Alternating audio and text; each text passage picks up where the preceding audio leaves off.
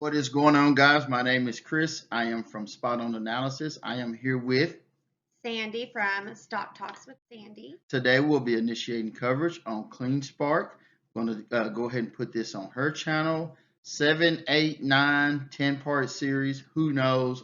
We do know this is part one, corporate strategy. We're going to go ahead and get into it right now. There is plenty to cover today, so let's start at the top. We will briefly cover the following so everyone starts on the same page right out the gate.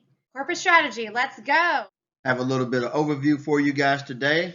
Go over them real quickly before I turn it over to Sandy. I'll be in the background if she needs me, but I think she can handle this, get into the leadership. You guys always want to know who's running the company that you want to invest in. The great Warren Buffett himself says, invest in a company a fool can run because one day a fool will. So we'll find out who's in charge. We'll get into the lines of business. You always want to know what they sell. If you do not know how a company makes money, do not invest in them. We'll get into the markets, geography, and who the major customers are.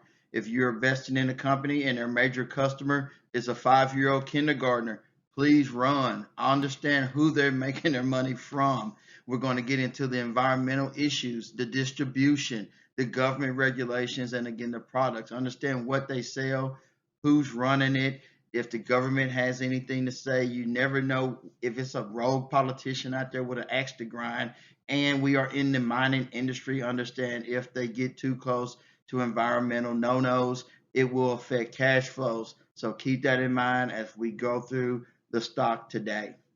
Sandy, we'll turn it over to you so you can go ahead and get this show on the road. Every time you hear earnings call, you will hear these people, and I'm about to list them off for you. We have Rachel Silverstein, and she is the corporate lawyer. We have Zachary Bradford, and he is the president and director. And then we have Lori Love, and she's the chief financial officer. They are currently working with industry leaders and other advisors in developing a long-term substantiality and clean energy plan. Okay, guys, I am back getting into some lines of business with these guys. They have digital currency mining segments. They have a wholly owned subsidiaries, ATL Data Centers, Clean Block, as well as they mine Bitcoin as well. They entered the Bitcoin industry through the acquisition of ATL in December of 2020. They acquired a second data center in August of 21 and have had a co-location agreement with New York-based CoinMint in place since July of 2021. Bitcoin mining has also become their principal revenue generating business bill. Not to get too far ahead of financial statement analysis, but we just want to put that out there to let you know the lines of business that they are conducting business in. CleanSpark obtains Bitcoin as a result of our mining operations. They do not currently plan to engage in regular trading of Bitcoin other than if necessary to convert our Bitcoin to US dollars or to engage in hedging activities related to our holding of Bitcoin. Decisions to hold or sell Bitcoins are currently determined by analyzing forecasts and monitoring the market in real time. Now let's get into the energy segment. They provide energy solutions through our wholly owned subsidiaries, CleanSpark, Critical Power Systems, Grid Fabric, and Solar Watt Solutions. Their solutions are supported by our proprietary suite of software, Impulse and mVault, patented proprietary controls platforms that enable integration and optimization of multiple energy sources. We have Canvas, which is middleware used by grid operators and aggregators to administrate load shifting programs. We have Plaid, which is middleware used by controls and IoT product companies to participate in load shifting programs. And we have MVSO, which is energy modeling software for internal microgrid design. Okay, back with you guys again. Going to knock out these markets, geography, and these major customers. Bitcoin is the global store and exchange of value used by people across the world as an asset and to conduct daily transactions. Mining Bitcoin supports global Bitcoin blockchains and the millions of people that depend on it for economic security and benefits. CleanSpark owns and operates their own facilities and do not lease any mining. They don't owe anybody anything for this. They are in control, in charge. This mining space and other companies or the private individuals that they mine. CleanSpark wholly owned mining operations are located in the state of Georgia in the United States. They also have a relationship at a facility in New York State and holds a portion of the miners. Let's get into the energy segment.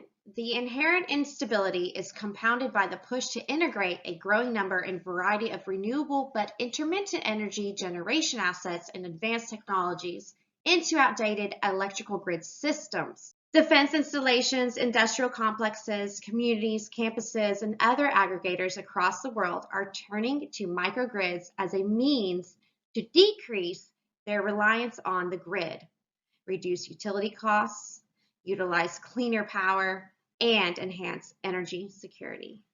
Distributions, markets, and strategic relationships.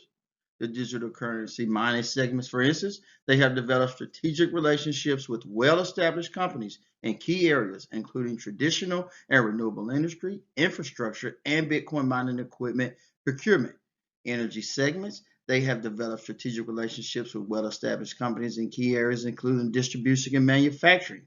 They also sell products worldwide with the primary focus on Southern California and Americas through the direct product sales force and partner networks. As far as the digital environmental issues are concerned, you really have to just address these issues. We don't really foresee a problem with them going forward, but we have to, as a mining company, address them. They don't have anything significant to speak of. It could happen in the mining industry. Anything can happen. It will probably one day happen. But right now, it's immaterial, not significant, but we really want to just bring that out because that is a big deal when you're talking about mining companies as a whole. Let's get into government regulation. They're subject to federal, state, and local laws and regulations governing environmental quality and pollution control.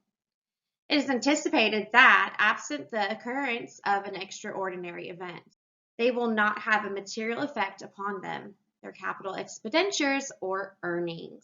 Rounding out the product development, I tell you what, guys, we all by this point know what they're into, what kind of government regulations, the environmental issues. Bitcoin mining really doesn't have, by its nature, really doesn't have any products to speak on, but they continue to enhance on the existing products in order to drive and further commercialize.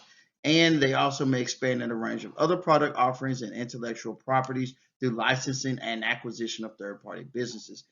Thank you for joining me again. My name is Chris. I'm over at Spot On Analysis, and this is Sandy with Stock Talks with Sandy. Yay!